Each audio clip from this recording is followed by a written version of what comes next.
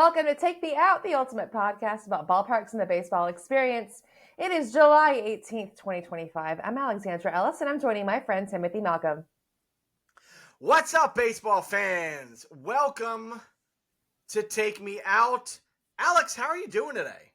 I'm great, and I'm feeling a lot better because we are coming out of the darkest period of the MLB season, where for 2 whole days in the middle of summer, there's no baseball. I hate it, but we're back at it tomorrow. It's not, it's not the All-Star game itself. It is the 2 days after the All-Star game. Yeah. It's really tough. Yeah. I'm glad those players can rest. I'm glad the players can rest, but we're like, yes. Okay, cool. Are you done? Cool. Can we get back to it? Thank you. It's like, how do you just give us such a really cool All-Star game like that where we get the first ever swing off and then no baseball after that for 2 days? Speaking of which, yes! I got it right here. I got it right here. If you're following us on YouTube, Timothy is wearing a Kyle Schwarby Barbie t-shirt, and it is beautiful. It is hot pink in the Barbie font. It says Schwarby. It's so good. 12. It's like a jersey, but it's a Barbie jersey, and it's Schwarber. It's all amazing. Kyle Schwarber. So here's the thing about the All-Star game, and we'll get into the show after this. I kind of tuned into the beginning of the All-Star game. I'll be honest with you. I'm 40 now, and I'm a little bit like, I feel like I'm a little bit old for all this, right? I'm a little old for like the bro culture, hype beast, mics on the players and, talking through the whole thing and like very Gen Z coded. Like we're always kind of chattering friendly, and we can't like pause kind of an All-Star. Like I miss the old school All-Star game where teams were playing competitively and there were pauses in the action and it felt like an actual, it felt like a really important, back in the 80s and the early 90s, outside of the World Series, the All-Star game was the most important game of the season. It really was. Because the NL and the AL were butting heads, and they were super competitive because they didn't play each other before Interleague, and it just felt so mammoth. And of course, the winning team, it didn't matter who won because they didn't do the whole the winner gets home field because they always just traded off home field every year. But it was just competitive back then.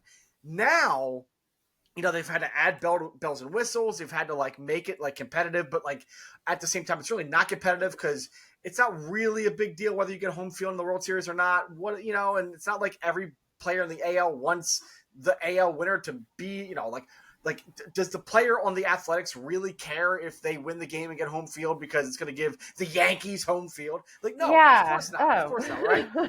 So it's not competitive. And then, of course, there's injuries. There's so many more injuries these days. And so players, they don't want to play in the game. And teams are like, I don't want you to play in the game. And there's the fan vote. And then there's the extra player. And then there's Clayton Kershaw as the legend player who gets put onto the team for some reason. I'm sorry. I don't get it. Play your way into the game. Let the fans vote you in or otherwise. That's it. It's a whole thing now that I'm 40. I just want to see competitive baseball. I want to be entertained in a really good way and not feel like it's being pandered to me. Mm-hmm. So I was kind of tuned out after the third, fourth inning. I was like, all right. Once Kershaw came in, I was like, all right, I really don't care as much anymore. And then I'm just scrolling my phone. It's on in the background and I'm not even paying attention. The American League comes all the way back to tie the game. And I'm looking at Twitter and it's swing off and it's Schwarber's coming up. And I'm, wait a second. I know that guy. And the swing off is definitely very modern, very hyper, you have to tune in. This is the most important thing. And it's too much. But at the same time, to determine the All-Star game by having guys just try to sock dingers, or else you make an out. That's great. That's perfect. Yeah. And Schwarber going 3 for 3 was awesome. It was fun. And he did it in Atlanta. So boo Braves, right? Go Phillies, boo Braves. And he hitting 3 home runs and the American League not hitting a home run after him prevented Pete Alonso of the Mets from coming to the bat and winning it for the NL and thus getting MVP because he already hit the home run earlier in the game. So, boo Mets, go Phillies. The Phillies were the big winner of the All-Star game. It was incredible. And that's why you're wearing your Schwarby Barbie shirt. I love it. I'm Schwarbying up tonight. It's great. I love it. It's great energy. And that was really, the fact that they did the swing off This is the first year they did that, right? The fact that the first they year, actually yeah. had to do it in the first year. I'm not going to put my tinfoil hat on, but it's almost just like they intended that to happen, you know? Yeah. Well, But I mean, it's just kind. I mean, I'm sure they're all like, "Oh no, this is perfect. This is great. The script writers were just going away and like, let's figure out how to do this year. Well, thanks for hanging with us this week on Take Me Out. We'll talk ballparks and baseball as always here. This week on the show, we'll dive into the 2025 All-Star Game and all the talk about Truist Park and the Battery in Atlanta. There was a lot of talk about Truist and the Battery over the week heading into the All-Star Game. But we'll also help Alex plan out a very big trip that she has coming up to Chicago to see the Cubs at Wrigley Field. This is very exciting stuff. It's a big ballpark to get crossed off. I mean, not literally, but like it's just historically. I mean, it's Wrigley Field. It's Wrigley Field. Yeah, I'm so excited. Like I'm waiting for like that random hurricane to hit us, and I can't go. That's what don't say that. I think we're gonna be okay. We'll go through all that. We'll also go through all the ballpark news of the week, including some big news about the Tampa Bay Rays and much more. But first, Alex, for those people who are listening right now for the first time to Take Me Out, or maybe they've been here a little bit, they haven't really kind of kept track with what we're doing. We've been in and out a little bit. We're going full bore now. How do people get to listen to more of us, follow us, get more involved with what we're doing here? Take Me Out.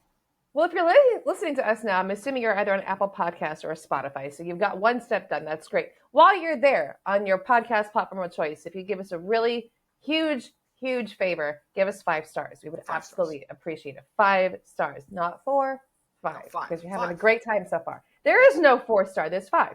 It's like exactly. It's like the holy hand grenade from Monty Python. It's like there's no 4. There's only 5. I don't know how that's gonna work. Anyways, so if you're doing that, 5 stars on there. You can also follow us on Instagram at Take Me Out Pod. We're also on Facebook at Take Me Out Pod. And then we're on YouTube. If you're watching us on YouTube, or you can watch us now or go to YouTube on Take Me Out Pod, at Take Me Out Pod, youtube.com/Take Me Out Pod. And you can see the Swarby shirt. It's fantastic. You're missing out if you're not doing it. And also, we have a Patreon. It is live, promoting it all over. We have a link for it on our Instagram page. Just go click on that. It'll take you to our page. Sign up, and you get some exclusive, really cool stuff that we're going to got coming down the chute for you. It's going to be a lot of fun.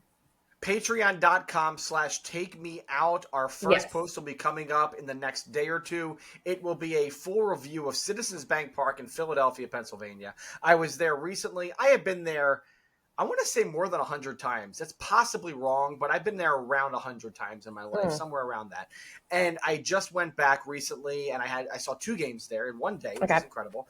Right. And I have a full review of the park, and I'll tell you kind of where it lies in the whole landscape of ballparks, plus tell you what to do, where to eat, what to see, all this good stuff about CBP. That will be on the Patreon, patreon.com/Take Me Out. We're going to have 2 tiers to start. The 2 tiers, I guess I'll just say it right now, we're going to have the Loge level, which is going to be sort of your first tier. It's going to be, I think, a $3 payment per month, and you'll get extra episodes of Take Me Out. But then there's also going to be the field level. It's like the ballpark, right? The field level is downstairs, a little bit more exclusive, a little more expensive, $5 a month, and that will get you it'll get you the extra episodes each month, but also a little bit more. And you can go to patreon.com/Take Me Out to find out more about those levels. So that's that. This podcast, as I mentioned, this is about ballparks and baseball, and we don't talk about the game as it is, like the games played and the players and the stats. We don't do that as much. Yes, we'll talk about the All-Star game. We did that in the open a little bit. But for the most part, this podcast is all about ballparks, going to the ballparks, talking about ballparks, what's new at ballparks, what's happening at ballparks, what the future of ballparks are, and then also your guide to the ballpark and how to do the ballparks in the different cities that baseball is in the best way possible. So that's what Take Me Out is all about. We're going to get into that in just a few moments. But first, Alex, let's get into this week's ballpark news. Let's do it. Let's start in Tampa. The Rays are on the verge of being sold and remaining in the Tampa Bay area. This big big news. I love that. I'm so happy for them. I love it. Stuart Sternberg is selling the Tampa Bay Rays. I mean, this is big news and potentially really good news for Rays fans, especially. Yeah. Sternberg, Sternberg has been the owner of the Rays for quite a while now, but it is time for somebody else to pick it up.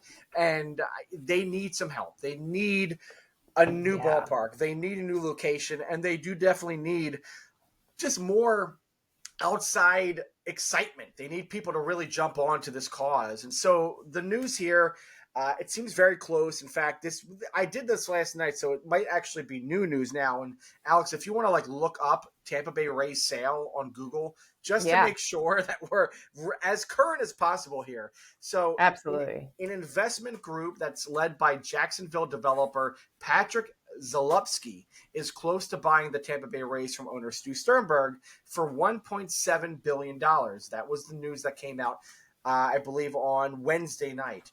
Zalupski is working with a developer in Hillsborough County, which is the Tampa area, that has land for a new Rays ballpark. It would likely be near Ybor City between the port and the Selman Expressway, which is the Channel District. It's right there by the water, right in the downtown area, really close to Ybor City, which is the really happening and fun part of the city, that very Latin, very dance clubs and bars and just a lot restaurants and so much fun there. It'll be like a shipyard area. They're supposed to develop that out into a ballpark potentially. There are other possible options at the moment, but this deal seems to be very, very close to done. Is there any news? So, yes, something that came out 20 hours ago. So today, on this on the day that we record, it says Tampa Bay's Rays sale, according to the TampaBay100.com, Tampa Bay Rays sale could be final as soon as September. Okay, so yeah, that's what I'm seeing here. It seems like the news that this will go through is kind of trickling in, and then it'll have to go through a whole bunch of checks and balances, obviously financially, and then through the league. I believe Commissioner Rob Manfred has already kind of signed off on this unofficially. He was seen with Zalupski at the All-Star game in Atlanta, so they two have been talking, and so it seems like it's mostly a done deal officially with the league, unofficially with the league. They'll have to get that through all the red tape. But this is it. I mean, this is big news. There was a lot of threat from Orlando, apparently, according to some of the reports that I read, that the Rays, Sternberg especially, was a little bit worried about Orlando coming in really hot with offers and trying to take the Rays out of Tampa. But it looks like they're going to stay in the Tampa area. And, they're going to be in Tampa itself, moving from St. Petersburg potentially. Love that, yeah. I mean, this is big news. And we talked about this a couple times on the podcast, Alex, that the Rays, I don't know if they necessarily have the fan base to really stick in the Tampa St. Pete area forever. However, being in the city of Tampa, where you're a little closer to Tampa International Airport, which is the bigger airport, where Tampa's the bigger city, you're near that downtown area. There's a lot to do in that area. St. Pete was cool, and the downtown of St. Pete is really underrated, and there's some really great things in St. Pete.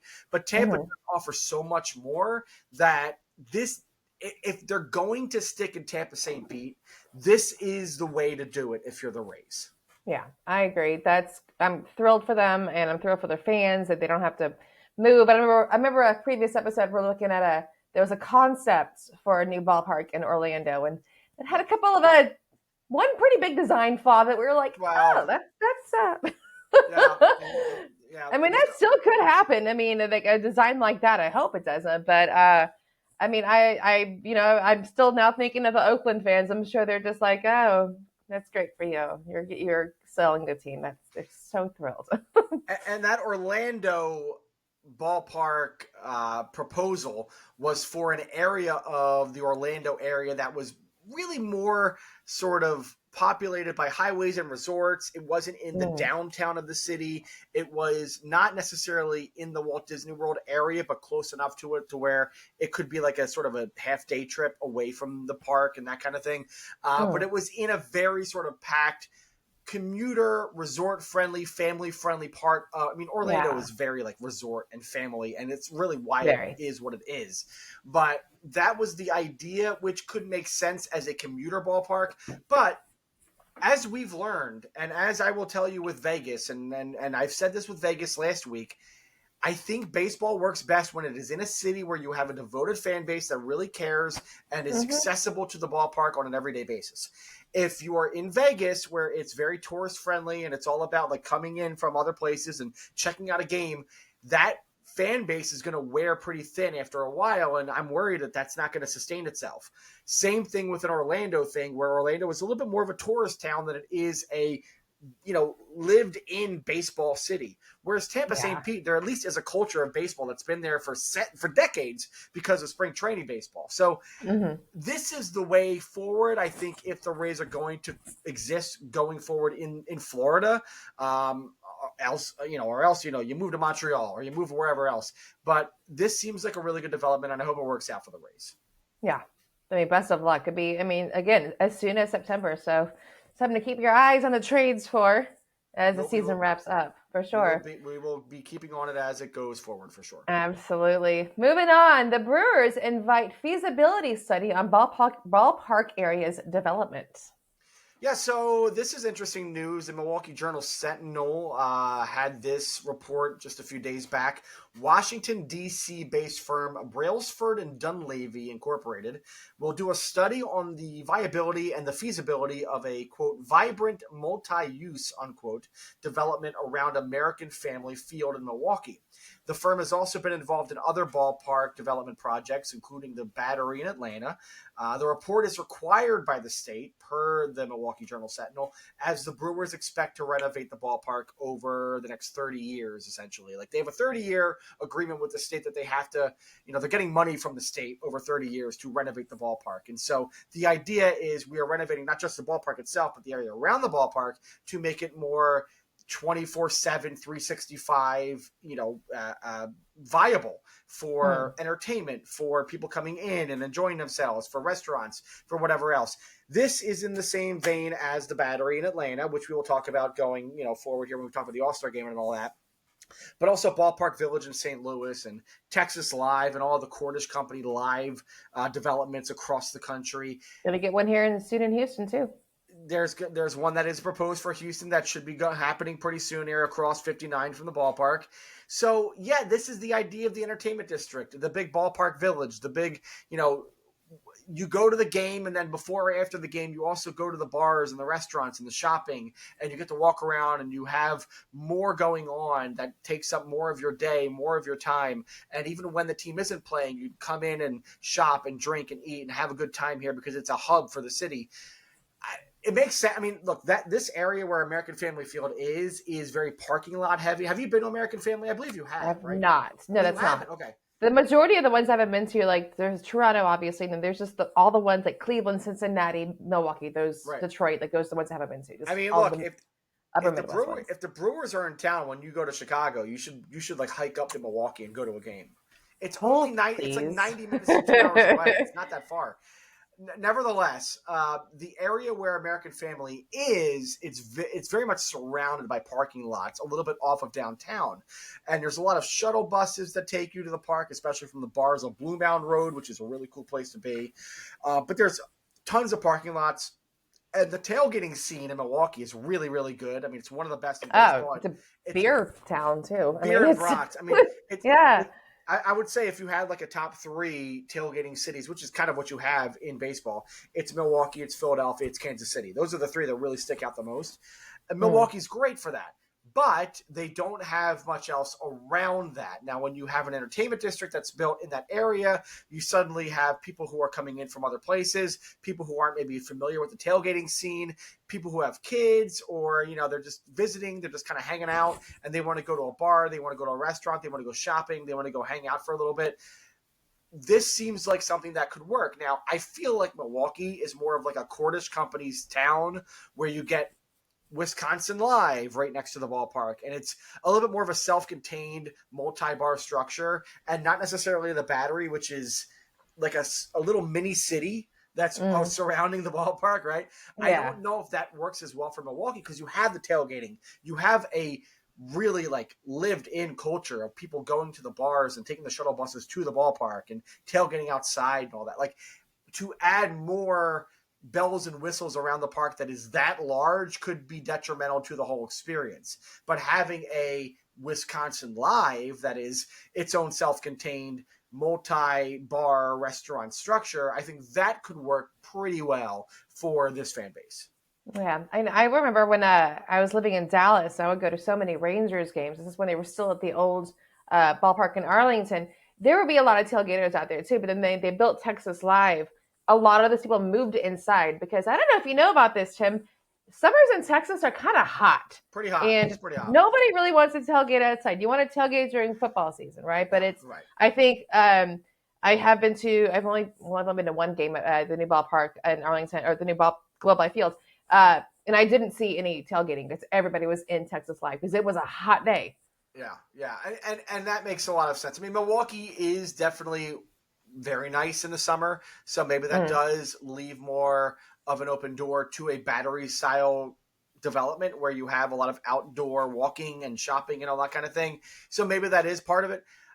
I just worry that it takes away completely from what has been the culture of that ballpark for so long. You really need to thread a fine line here, because as much as you want to add tourism dollars, whatever you can there. I mean, we'll talk about it with the battery because there's some interesting stuff that came out through that too. But as much as you want to add money to that area, you don't want to take away from what makes it so special. And I hope Brewers fans, Milwaukee, the state of Wisconsin, they all understand, like, we can't take away from what's special. We can add on, but only in this increment that really works for us. Yeah. We'll see what happens there. I mean, gosh, we're renovated the ballpark for 30 years. That is such a long period of time. I can't even think of where I'm going to be in the next 5 years. Ugh. But best of luck to them. Moving on, Dodgers Stadium gondola proposal. Remember that one? Goes to the State House, sort of.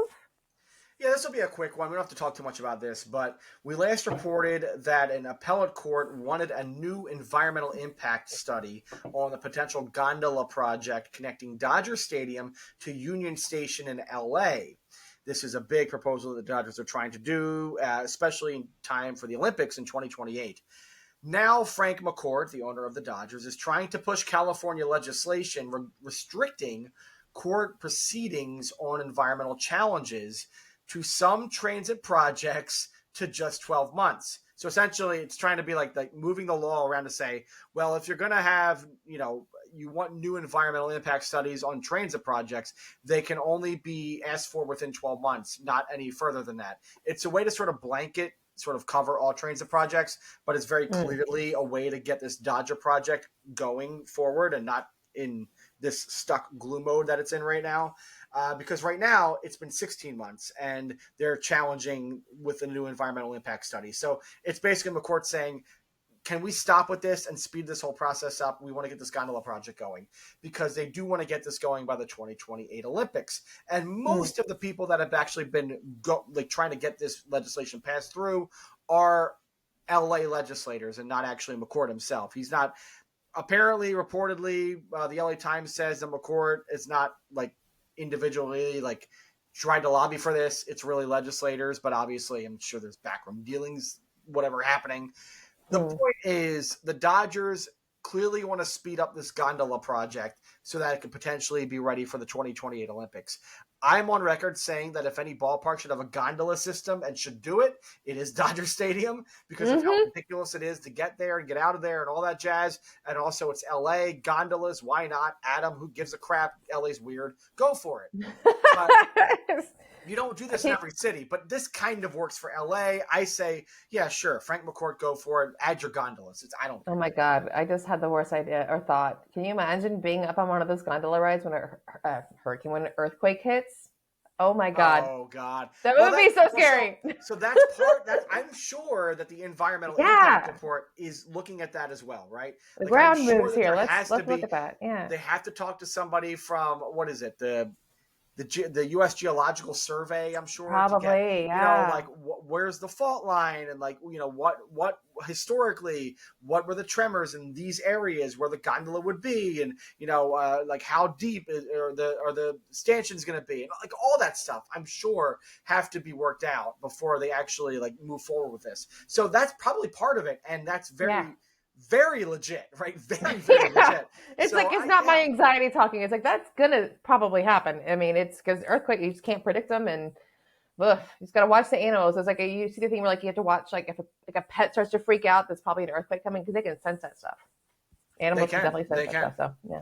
Yeah. So All right. so yes. So it's that's all like that's a really good point. And there will I'm sure there will the Dodgers I have a feeling this will happen. I have a weird feeling the gondola project will happen. The Dodgers will get gondolas. Aerial gondolas are a thing that like cities across the country are trying to tap into. There are a couple cities in the country who I believe are adopting them, and there's these like investment companies that have created them, and the offshoots of Google and things like that. People from Google started these companies and whatever, and they seem to be viable in some places. It doesn't work for every place, but this really is like one of those very like if there's like 3 places in the country that could really use aerial gondolas, like connecting Dodger Stadium to Union Station in LA is kind of one of those 3. So we'll see what happens here. It'll be interesting. So that's the news for this week across the league. We will come back in just a moment. We're going to talk about the MLB All-Star Game in Atlanta and all of the talk about Truist Park and the Battery and how much people love the Battery. Yay. And we will talk to Alex about her upcoming trip to Wrigley Field in Chicago. Big trip. We're really days away. Days away. Yes. Stay with us on Take Me Out. Welcome back to Take Me Out. I am Tim, and you're Alex. And I'm Alex. Yes, I am. See, usually I'm like, and that's Alex. And no, I made you do it that time. I'm sorry. There was a little bit of a pause. Like I think I saw on TikTok they call it the millennial pause, where they just like look at you. Or no. There's a Gen X stare and the millennial pause. I didn't know what either of those are. So let's get back to the podcast. Okay, let's do it. Yeah. Sorry. I'm not a big pause guy. I like to keep going. No, it's like come on, let's get it over with.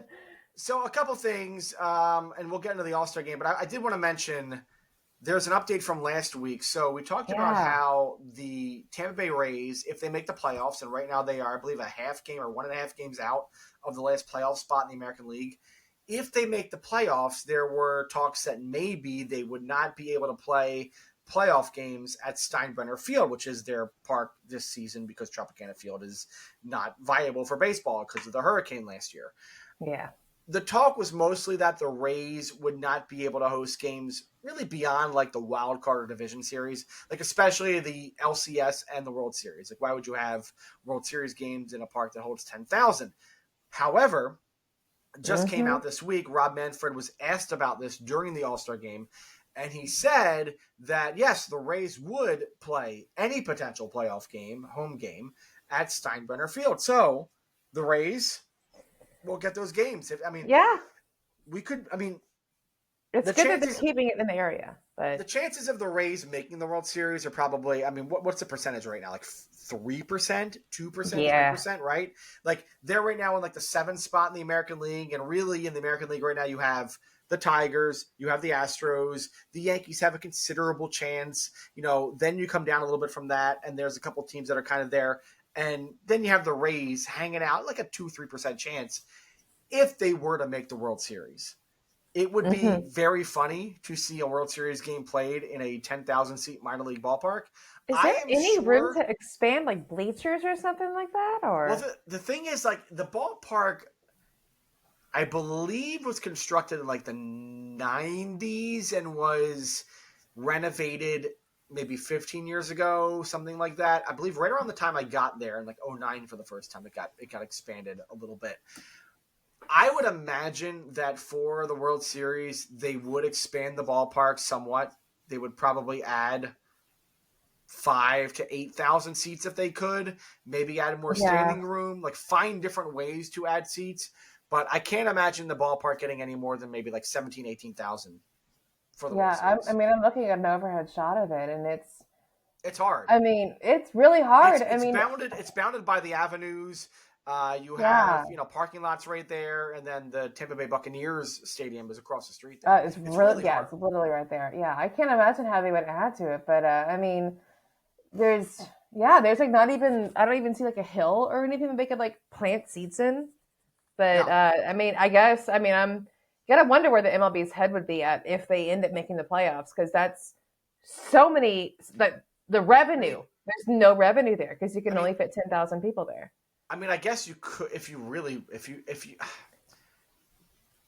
there's no I mean there's no precedent for this, but you could potentially move World Series games if they really needed to or wanted to Raymond James across the street where the Bucks play, and turn the football ooh, stadium into a ballpark. Which that's I mean, been done before. I mean they're turning a racetrack into a ballpark very soon here. You know, between the Reds and Mm. Braves, so it can happen, but I don't know. That is me just talking, you know, out of my rear end. I really don't know anything about it, and I haven't heard Yeah. anything. But that could be, I guess, an option if they wanted to do that. But nevertheless, I think they're probably thinking about it as the Rays 2% chance to make the playoff or to make the World Series. We're not really worried about it right now, so whatever. We'll start worrying if they get better. We'll see. Yeah, we'll see. But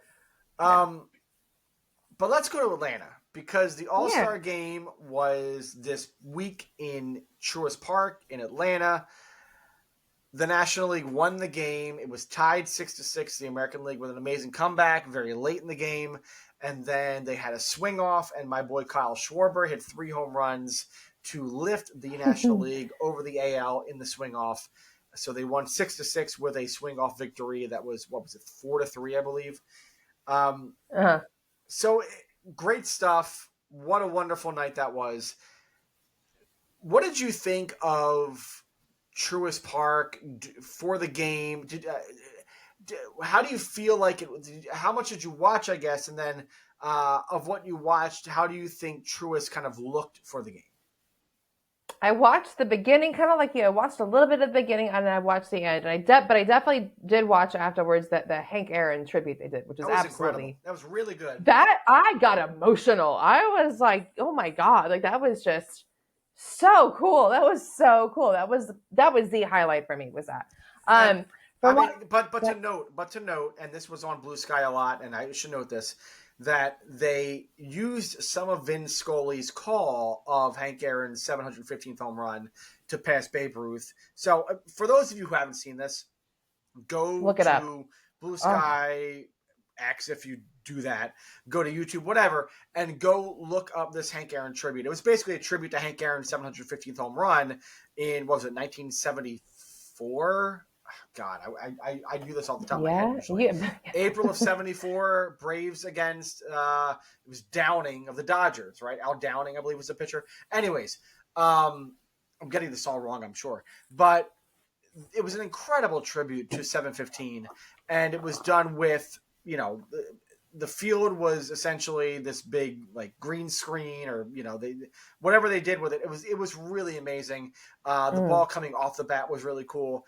But they used a clip of Vin Scully calling the home run, but did not use the part where Vin Scully talks about how important it was that a black man broke the record in Atlanta, in the South, which was really like one of the most important parts of the entire thing of Hank Aaron breaking the record. That a black man broke the record, did it in the South, in Atlanta, you know, faced a lot of like criticism going up into it, and faced a lot of vitriol from people, and, you know, had to endure racism on the way up to 715, and did it with the class and the respect that Hank Aaron had his entire life. And they cut out the Vin Scully, that part of Vin Scully's call, and people called it out on Blue Sky and other places. And that to me is shameful, knowing what I know about the Braves moving to Truist Park and moving out of a part of Atlanta that is, you know, got a larger black population, and moving to a part of Atlanta that is a much greater white population, and, you know, going to a place where, you know, they can really take advantage of the demographics of that area. And it didn't sit well with me, and it didn't sit well with a lot of people. And so I have to mention that. But the tribute was really, really good. I mean, the way they did it was really good. Yes. I would say flawless, but then they left out that pretty important part. So, but from what I saw, like I didn't get to watch that much of it, as I mentioned, but from what I saw, as you mentioned, like the Battery is its own little small city, and that's exactly what I saw. It looked like a city just built up around a ballpark, and it looked really, really cool. I would like to go. That is one of the ballparks I still haven't been to. I've been to the old uh, Turner Field, so Truist Park. I still need to get that one crossed off my list. But it looked like they nailed it. It really did. Yeah, and it did really shine during the game, during the weekend. The Battery and Truist Park were really made for this kind of moment. This is kind of where ballparks have been going. This idea of the ballpark that anchors a larger entertainment district, a multi-use development district, essentially, where you have tons of retail and commercial restaurants and shops and bars and all kinds of businesses that are a combination of local and chain. And you also have residential, you have hospitality, you have hotels, and they are bounded by, I mean, it's funny, like driving into the Battery, you kind of, it's like you're driving into almost, it's not like a gated community, but it kind of feels a little bit like a gated, it feels like the villages, like you're kind of like going into this, it's a very separated part of the area. Instead of a mayor, you have an HOA kind of a thing. Yeah, exactly. And so, if you've never been, it's 25 minutes northwest of Atlanta. It's in an unincorporated area called Cumberland, Georgia.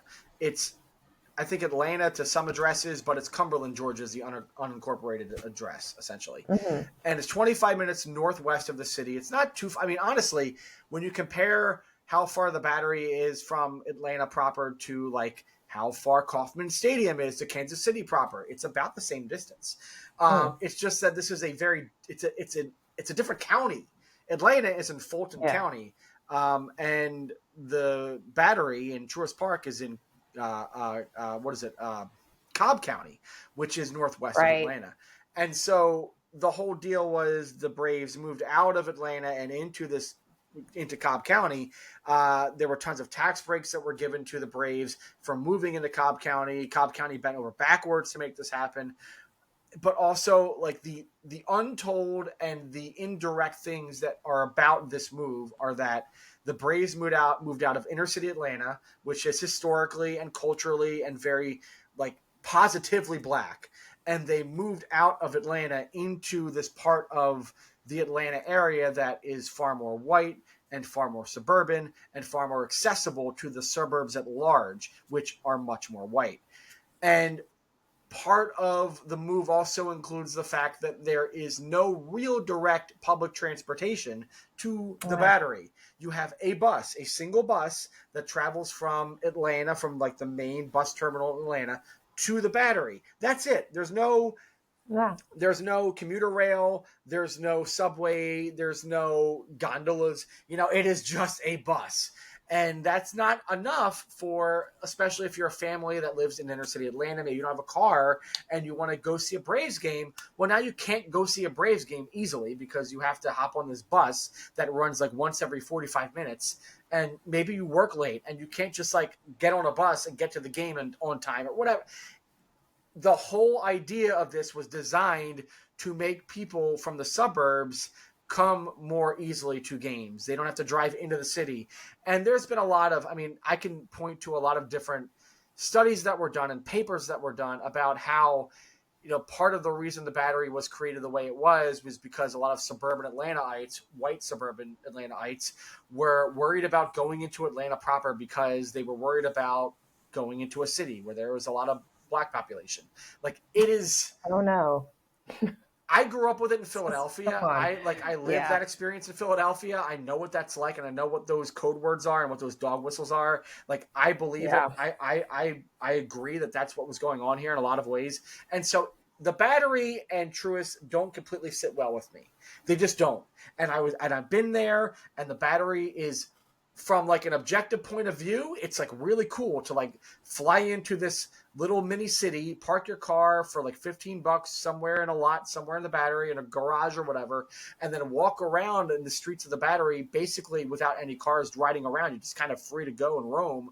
And there's bars everywhere, and there's restaurants, and there's people in Braves gear and, having a good time and drinking, and, it's all fun and games. And objectively, it's really cool and it's fun and it's party and it's great. But when you look at it from that outside lens and you look at it from the context of what's happened with this deal and how they made this all work and what the different the results are from the consequences, you can't help but be like, oh, this is also kind of shitty. So there's both sides of it, right?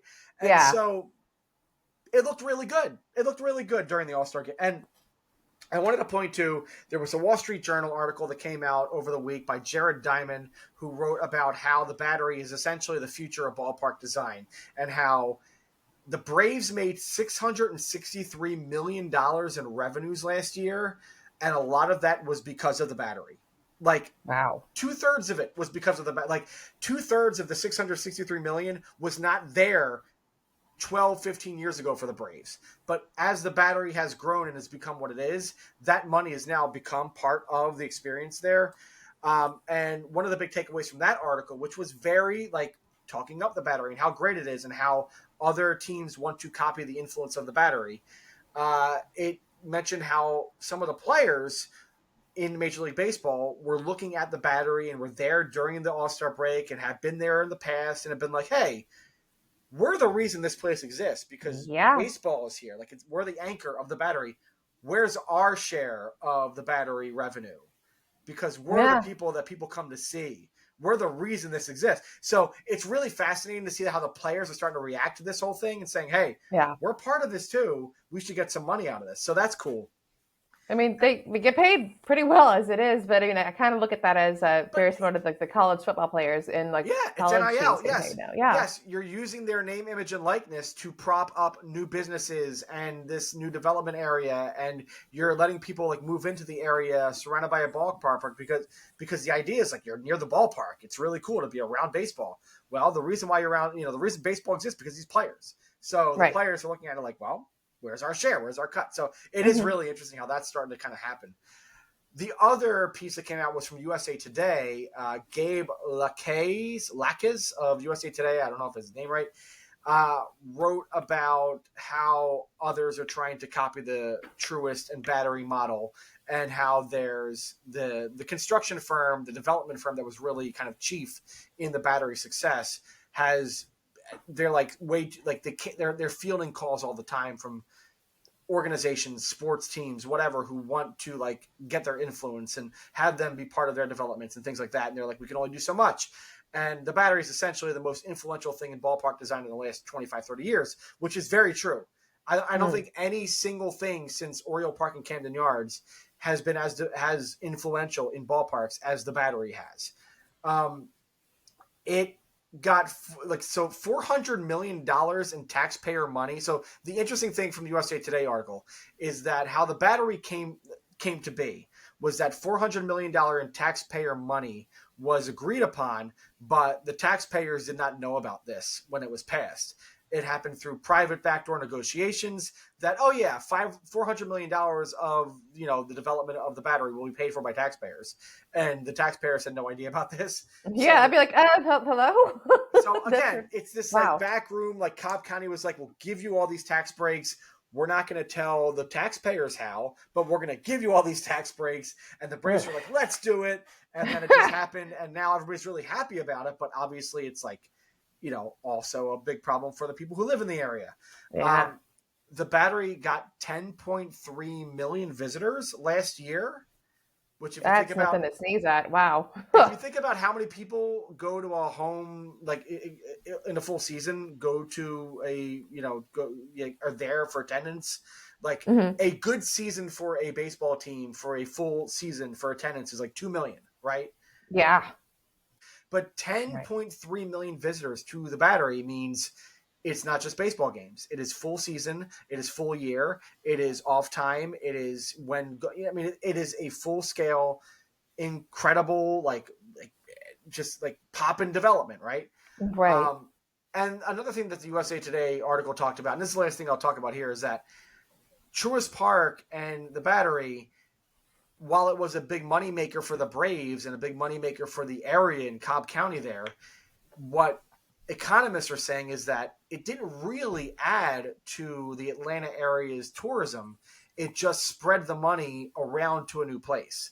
So all the money that was coming into Atlanta like it moved from different places to the Battery. And so it's not like Atlanta's making so much more money in tourism because of the Battery. It's just that the money that was being made in tourism has just shifted more to the Yeah. Battery. So it's an interesting way to look at things, that this place, as influential and as incredible as it is and it looks on TV, it is kind of a false corporate, it maybe hurts more than it It's does corporate. help. You said it there. It's corporate. Yeah. And it That's just kind of how might it hurt goes. as much as it helps. It maybe isn't as incredible as people think it is. So Yeah. it really interesting to kind of look at it. And there's a lot that I could talk about with the Battery, and I've been to the Battery and I've been to Truist, and we could talk more about that. But it's been an interesting week of hearing and seeing all of the discourse and how much people have lauded how the Battery has changed ballpark design, which it has. But I don't know if it's changed it for the better. There's a lot that you're going to take away from the ballpark and baseball experience if every team adopts a Battery style development over the next 25, 30 years. Yeah. We'll see. I mean, it's popular enough, it'll happen. So. Yeah. Well, the All-Star game over the next couple of years, we know where it's going to be next year. Citizens Bank Park in Philadelphia will host the All-Star game in 2026. Are you going to try to go? I don't know. I've never been to one, and I don't know if I'll ever go to an All-Star game. It just feels like a whole thing that it's a lot of money and whatever else. We'll see. If I look into it, great. But our patreon.com/takemeout, we'll have the first Patreon only episode that'll be there is our review of CBP. I went to there recently, and we'll have that. That last hosted in 96. It'll host it again next year. Right now, Wrigley Field is most likely to host it in 2027. It is not confirmed yet, but it seems very likely that Wrigley will host in 2027. Beyond that, Oracle Park is kind of a front runner for 28, mostly because of the Olympics and keeping players on the West Coast near LA during that time, because the Olympics will be around the same time. But there's also talk about Rogers Center and Fenway Park kind of being in the running for hosting the All-Star game at some point around 2028, 29, 30, somewhere around there. Rogers Center last hosted in 1991. And Fenway last hosted in 99. So definitely time for those two parks to get back on the horn.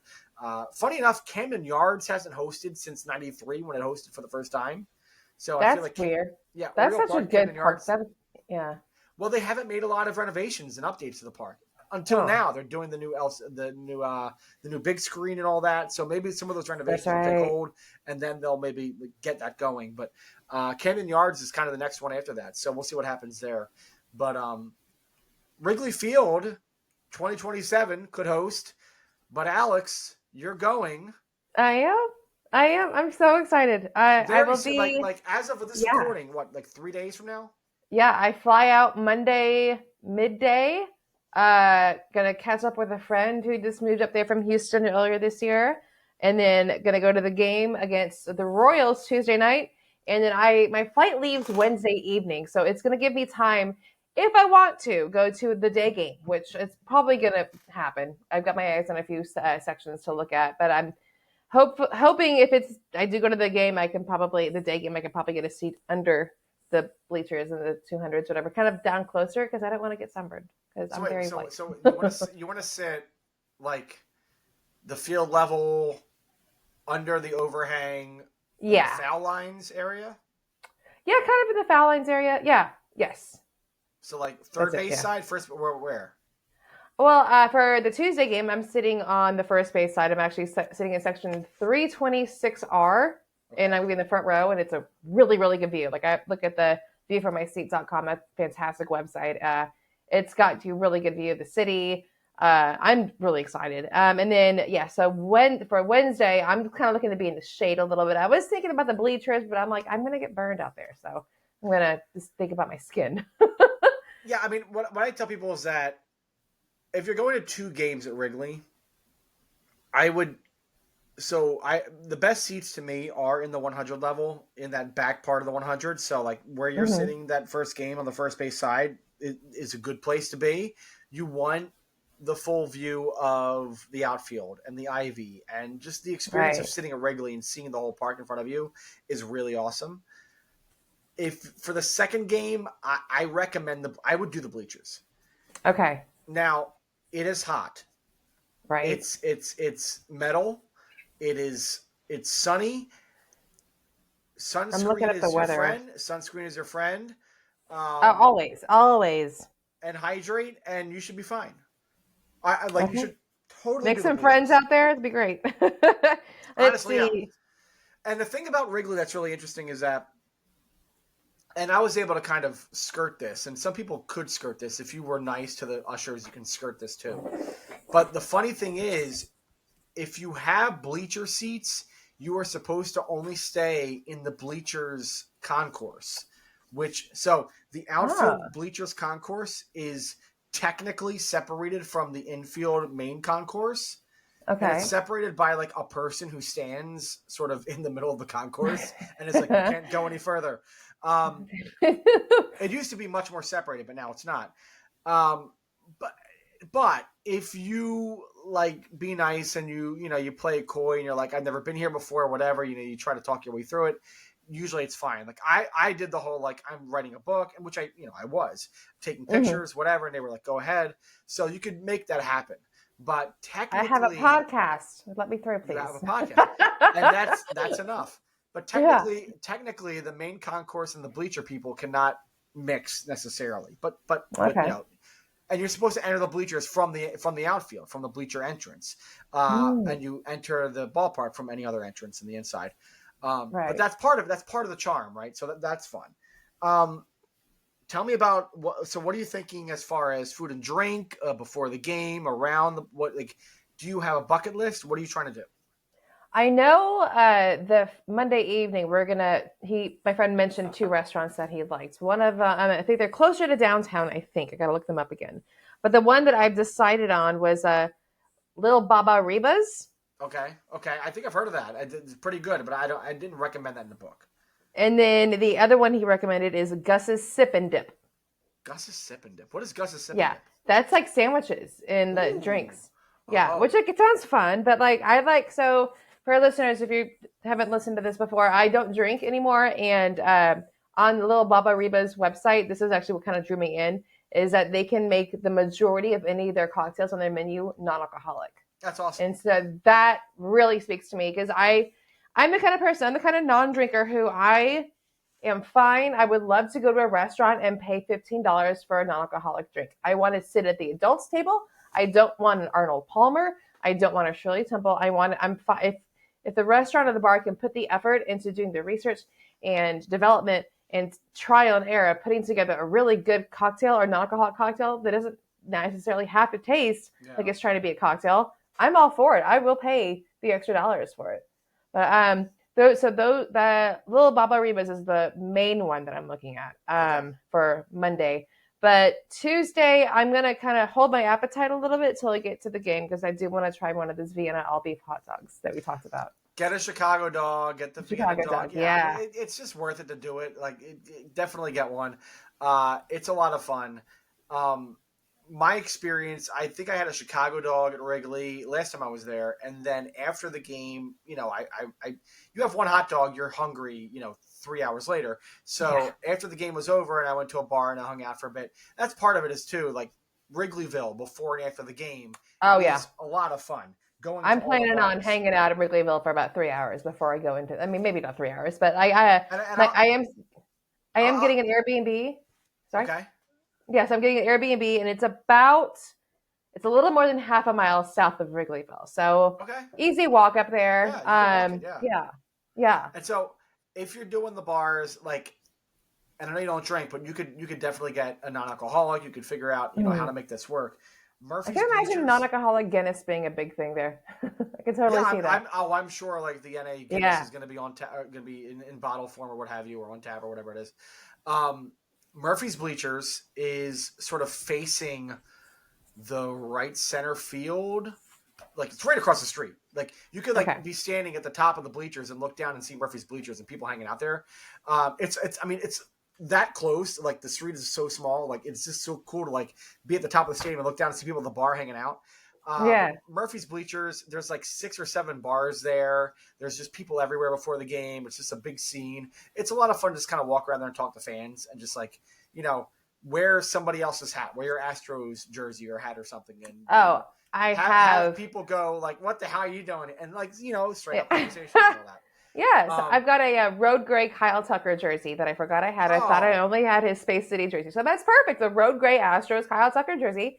And I will be wearing the Chicago Cubs hat that I will be buying because that's what I do. When I go to a new ballpark, I always get a hat. So, and I think their main team store is not in the ballpark itself. It's across the street. Is that correct? So the main team store, yeah. So there's a team store across the street, like really across the street from the ballpark. But then they have that like a Fenway too. Yeah. There's also Gallagher Way, which they created over the past couple of years, which is an extension of left field now that is accessible from outside the ballpark. And you can do that before the game, just kind of walk up to Gallagher Way. There's a team store there, plus bars and restaurants and some other things. There's a stage there. It's kind of the Cubs version of the ballpark, village experience kind of a thing, entertainment district. They have autograph signings on, I believe, Sundays or something like that. But the team store is there, and you can go check out a team store there. But I think there's also one across the street, as you said. G-Man Tavern, which is a couple blocks up from the ballpark, but, like 3 minutes walk or whatever. G-Man is more of an old school kind of, I want to say a dive bar. It's just a cool bar. And it's nice. Fun, and the people, and it's very Gen X. It's very just like cool and like a little cooler than school, and it's fun. I like G-Man a lot. It's a good bar. It's a good bar. It's a good bar. Okay. The Cubby Bear is kind of this iconic right across the street from the ballpark. Heard of that one. Oh, yeah. And it's more of a large format bar where you're going in, and there's like screens everywhere, and it's a big open floor, and there's, younger people there kind of kind of hanging out. It's not like a club, but it's just younger and Jello shot kind of a vibe sometimes, right? So like Cubby Bear is not like a place where I would like hang out all day or anything like that. Walk in, say hi, get out of there, whatever. But I would totally deep dish. If you go to Pequod's, maybe your friends. Maybe your friends like I don't do Pequod's, but like Pequod's is a good time just to go and get it once. You sit there, you can sit at the bar and have a pie, have a soda, have a beer, have whatever you want. And you can. I've never had Chicago style deep dish. I think that'd be a good time to start. And they're open till like 3 in the morning. Like you can go perfect. You can make like a 12:30 in the morning reservation and just hop in there. Oh wow. Yeah. Yeah. But also Tavern Pie, which is my favorite. I love Tavern Pie, which is the very thin crust, cracker crust. Yes. So the place that I like, it's called Michael's Original Pizza Tavern, or Michael's Original Pizza and Tavern. It's pretty close to the ballpark where you can actually walk it, but you might want to like Uber or Lyft. That's really great. Just a great like tavern vibe. You can like munch. With a friend, you could probably finish a whole tavern pie and have a good time. It's fun. You gonna go to any museums, Art Institute, any of that stuff? I'm going to definitely try the Art Institute. I want to go check out Millennium Park. I've been to Chicago before, and I think, the last time I was there, I went to go check out Millennium Park, which is a really cool area. I got to check out the Anishkapur, the Bean. I do remember the last time I was there. I'm definitely not going to have time for this, maybe. I did a Frank Lloyd Wright tour with my stepmother, and cool. I love his work. Oh, my gosh. So just seeing some of his original houses there was really, really cool. Another thing that I am going to do, actually, I forgot about this. At 3:00, I have tickets for a ballpark tour. And so we're going to be able to go out in the field, go stand next to the ivy, get a couple of selfies in. Since it is a game day, we obviously won't be able to go out into the dugouts. They do that for non-game day tours. But it's supposed to be, I think, about an hour long. So I got the one that's closest to the start of the game. So maybe catch a little bit of batting practice. That'd be kind of cool. See Bobby Witt hit something, we'll see. Well, the home team usually does batting practice first, right? That's true. Yeah. So I'm wondering what time they'll start. Because, if the tour is at 3, it'll be done at 4. I'm sure they'll be starting, right when we're maybe you'll see Kyle hit some balls. Yeah. And I'll say, can you sign my jersey? That'd be cool. A girl can wish. A girl can wish. Yeah. So, it sounds like a great time. The White Sox. I'm so excited. The White Sox will be away, right? You're not going to the South Side? I think they're out of town too. Let's see. Because I will tell you, like, if you have you're not going to go to the South Side because you're going to probably stay up there more. But They're actually going to be in Tampa. Speaking of Tampa, the White okay. Sox will be in Strand Bitter Field. So if you were to go to the South Side, I would totally recommend Rickabenny's, which is a really great sandwich shop by the ballpark that makes just messy, amazing, meaty sandwiches. But that's for another time. Yes. Wrigley should be. I mean, I'm really excited. I can't wait for you to tell us how Wrigley goes. I'm sure next week. Well, so next week, will you be able to tell us on the podcast, or like how's that going to work? Yeah, we'll definitely squeeze something in there because again, Wednesday the game doesn't start till 1:00. I'm an early riser. The older I get, the earlier I wake up, and it's not and it's very involuntary, and I hate it. But yeah, I think we could definitely squeeze something in, and I'll be active on our Instagram. So if you don't follow us on Instagram, instagram.com/@takemeoutpod, I'll be posting stories like crazy because I'm one of those girls where if I go do something really cool and exciting, my story is just like a bunch of dots at the top.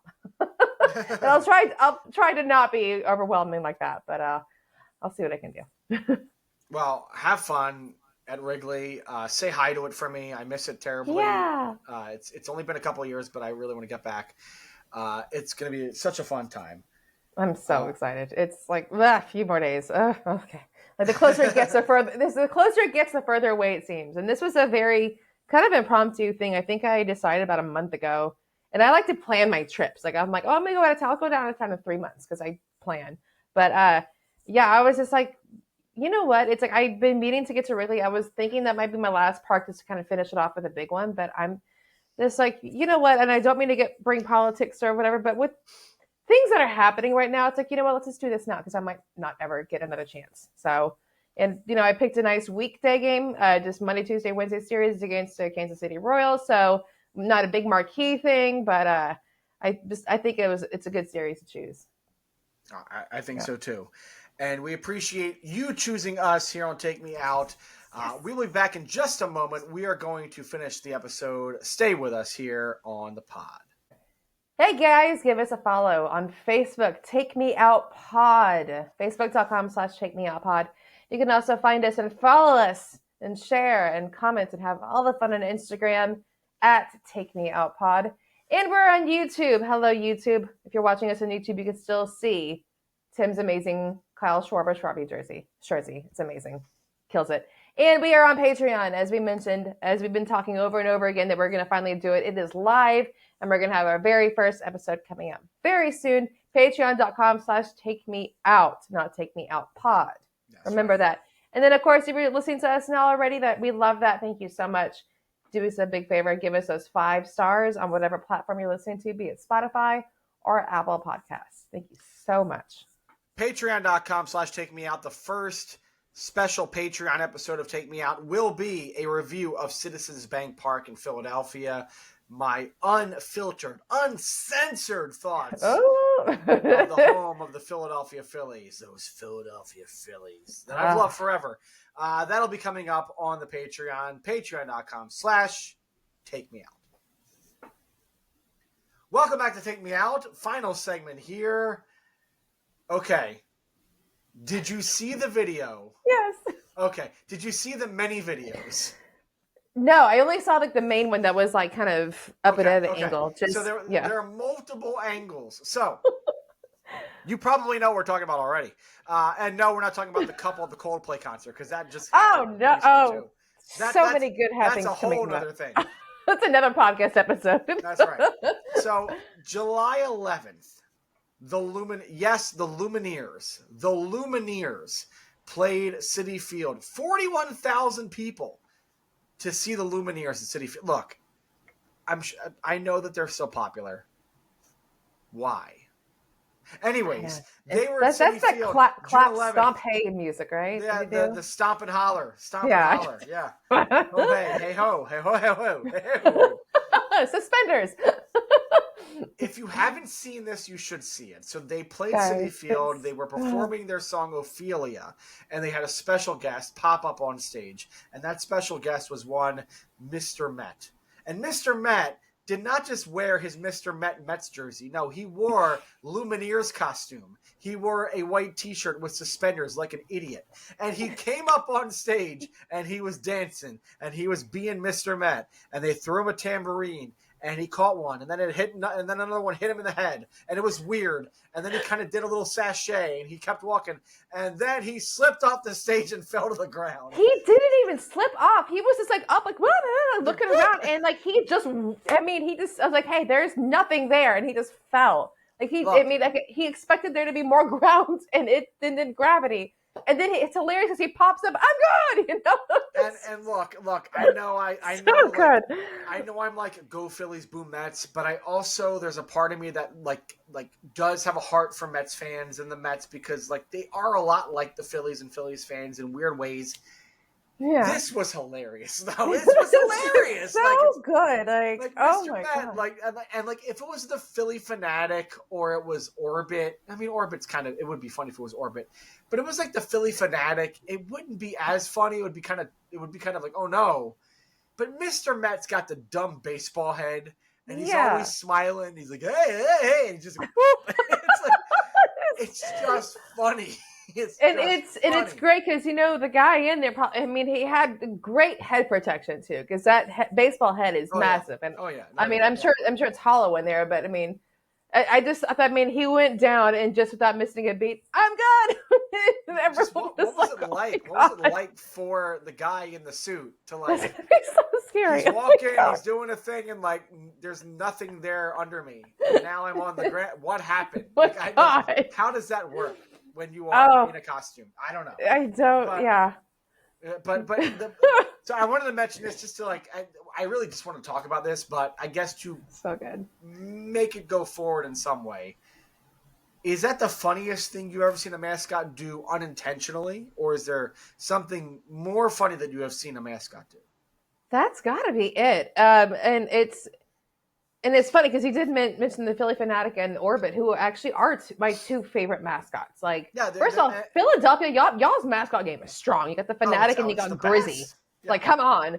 Yeah. But the Philly Fanatic is just hilarious. It's just a strange looking alien creature who just got the massive pear-shaped body, who's just got these goofy looking eyes. And anything he does is hilarious because he's just so strange looking. And then you've got Orbit, who's just stupid little alien too. I love them. They're two little green guys. I love them. And Orbit does. I love watching Orbit's pregame antics, where he especially when the Angels come in town, he's got Mike Trout, he's just got a little fishing lure and everything, just trying to catch them. And it's the players like to give him crap and they like to play along as well. But it's really fun watching him just kind of do his pregame skits. And the people who come up with those ideas, like the in-house game entertainment people, are just great at what they do. Yeah, and all those things. Most of those things are intentional. Those are things that they plan out. Their skits and they're all that. So there's not a lot of room for mascots to do something unintentionally funny, just because it's not really made that way. But if you've never seen it, the Philly Fanatic back in the early 90s, late 80s, early 90s, had a war with Los Angeles Dodgers manager Tommy Lasorda.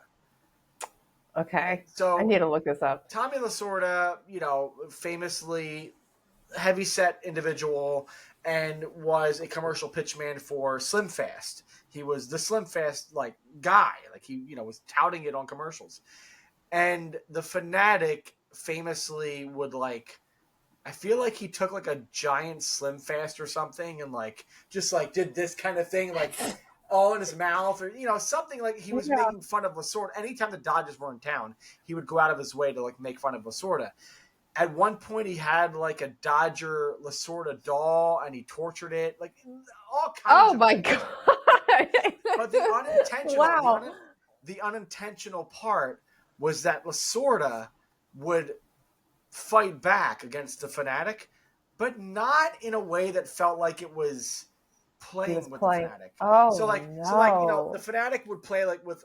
There's a great spring training from several years ago where the Fanatic played with Jose Bautista, the Blue Jays, great slugger, and they did a great little ham it up thing in the outfield. And that was fun. Bautista played with the Fanatic for that, right? Lasorda, there was this real element of I effing hate you, and I'm trying to kill you. Oh And my so god. the videos of Lasorda going after the Fanatic and trying to like literally fight him I need to look this up. are Oh my like gosh. incredible. And so that's the unintentional part. So I like if there was anything that sort of rivaled Mr. Met falling down like an idiot, it is Lasorda versus the Fanatic. That sort of like Clash of the Titans. Great That's stuff. incredible. And man, is Slim Fast still around? Oh, that's a great question. I don't know. I mean, I'm just like, God, because I remember I used to drink those. I think I was still in high school, but I remember I tried one just for fun. And I'm like, oh, this is really good. And I'm just like drinking a meal that tastes like chocolate. I'm like, yeah, I'll lose weight fast. A shake for breakfast, a shake for lunch, a shake Yeah, for dinner. man. Oh, it's got to be still be around. I mean, I'm seeing the can clearly in my point of view because it's not like a regular aluminum can. It's one of those Tupper cans. I mean, Yeah, I remember those. I am sure like Atkins and like all those like the Mediterranean, like, all Oh, those things probably like drove Slim Fast out of out of viability in the early yeah. 2000s or what have you. I'm sure it just we wizened up and realized, oh, we kind of need food, even if it's just like chicken and broccoli. We need Eat food. your vegetables are really good. Vegetables, you prepare them a certain way and they're The delicious. best way to lose So weight good. is to eat vegetables and healthy lean proteins and to work out every day. The healthiest way to lose weight is to make an attempt. That's right. That's That's right. it. Just try. That's it. Not drink a shake for breakfast, a shake for lunch, and a shake for And dinner. it's like, exactly. It's just like chocolate. It's delicious. It's Oh my like, gosh. okay. It's like, why am I diabetic suddenly? Yeah. Yikes. Well, with that, we're going to close it up here on Take Me Out. This was fun. We will be Yeah. at it again next week to talk more about baseball. We are going to, of course, dive headfirst into Alex's big trip to Wrigley Field. What was it like excited. at Wrigley for the first time? The I'm sights, obviously the gonna sounds, bring the smells. gonna bring this bad Yes, boy with bring the me. book. Tell people. Yeah. Tell the world. It's going to be a lot of fun. I can't wait to hear more about it. That'll be next week on Take Me Out. But until then, thank you for listening. I am Tim. And I'm Alex, and it's baseball season. Starts back up again tomorrow. See you next week.